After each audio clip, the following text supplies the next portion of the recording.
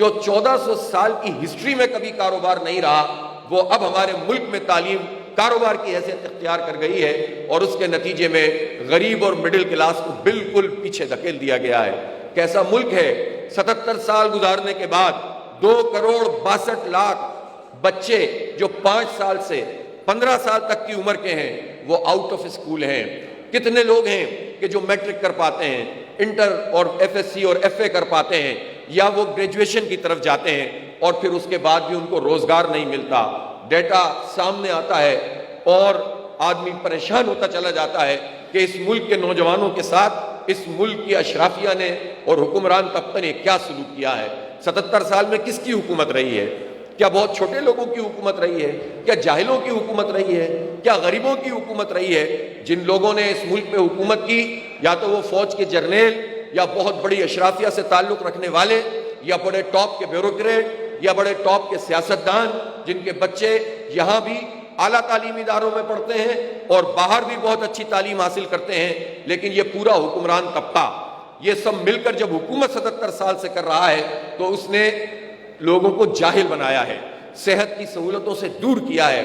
اس طبقے کو اپنی ناکامی کا اعتراف کر کے ہمارے سروں سے ہٹنا پڑے گا، اور اگر یہ خود نہیں ہٹیں گے تو اس طبقے کو ہمیں اپنے سروں سے ہٹانا پڑے گا۔ اس کے علاوہ یہ پاکستان حقیقی معنی میں آزاد نہیں ہو سکتا۔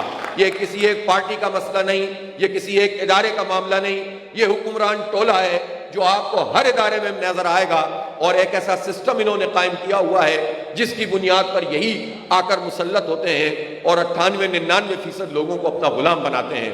اس لیے ہماری یہ تحریک، اس کا ایک ایجنڈا ہے۔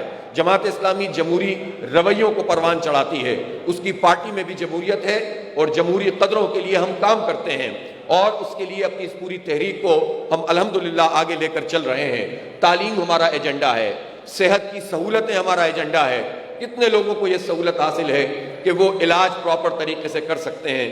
ابھی بجٹ آیا ہے، اس بجٹ میں جو رہی سہی کسر تھی وہ بھی یہ پوری کی کہ جو جان بچانے والی دوائیاں وہ بھی مہنگی ہوں گی، اور وہ جو آلات ہیں، مثال کے طور پر جو اسٹینٹ ڈلتے ہیں دل کے مریض پر، اس پر بھی ڈیوٹی لگا دی۔ یہ جو اینجیوگرافی کا سامان ہوتا ہے اس پر بھی ڈیوٹی لگا دی، اور جتنے ایکوپمنٹ آ رہے ہیں اس پہ بھی ڈیوٹی لگا دی، اور جو چیریٹی کے ادارے ہیں ان کو بھی ان کا استثناء بھی ٹیکس سے ختم کر دیا۔ آئی ایم ایف کے کہنے پر اتنے سارے جو اقدامات کیے جا رہے ہیں، تو پھر یہ صحت کی سہولتیں گورنمنٹ سیکٹر میں کتنے لوگوں کو اویلیبل ہیں، اور جب پرائیویٹ سیکٹر کو آپ آگے بڑھا رہے ہیں اور جب اس کو اتنا مہنگا کر رہے ہیں، تو عام آدمی کو بنیادی صحت کی سہولتیں تو کیا، اچھی سہولتیں جو اگر مڈل کلاس لوگ بھی ہوں گے ان کو بھی وہ سہولتیں حاصل نہیں ہوں گی۔ اور یہ کون کر رہا ہے؟ یہ وہی لوگ کر رہے ہیں جو چہرے بدل بدل کر ہم پر حکمرانی کرتے ہیں اور ہمیں بنیادی حقوق سے محروم کرتے ہیں۔